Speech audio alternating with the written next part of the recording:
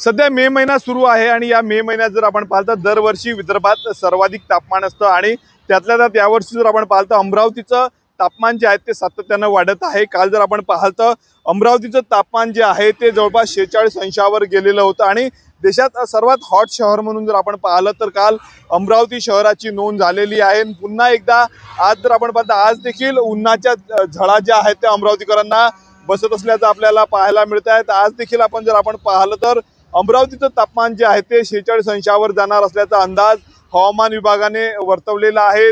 रस्त्यावरची गर्दी जर आपण पाहिलं तर उन्हामुळे ओसरल्याचं चित्र पाहायला मिळत आहे। पुढील 3 ते 4 दिवस अशाच पद्धतीनं तापमानात जी आहे ती वाढ होणार असल्याचा अंदाज हवामान विभागानंतर 21 आणि 22 नंतर जी आहे ती 22 मे नंतर उष्णतेची तीव्रता जी आहे ती कमी होणार असल्याचा अंदाज हवामान विभागाने वर्तवला तरी असताना देखील 20 तारखेपर्यंत मात्र अमरावतीकरांना अशाच पद्धतीनं जे आहे त्या तापमानाच्या झळा सोसाव्या लागणार आहेत। तब्बल अमरावतीचं तापमान जर आपण पाहिलं तर 46 अंशावर गेलेलं आहे। 3 दिवसापूर्वी देखील विदर्भात सर्वाधिक तापमान अमरावतीचं होतं। कालच्या तापमानानं देखील जो आहे तो उच्चांक गाठलेला आणि अशाच पद्धतीनं आज देखील तापमान जे आहे ते अमरावतीचं 46 अंशावर जाण्याचा अंदाज हवामान विभागाने वर्तवलेला आहे। स्वप्नील उमाप, TV9 मराठी, अमरावती।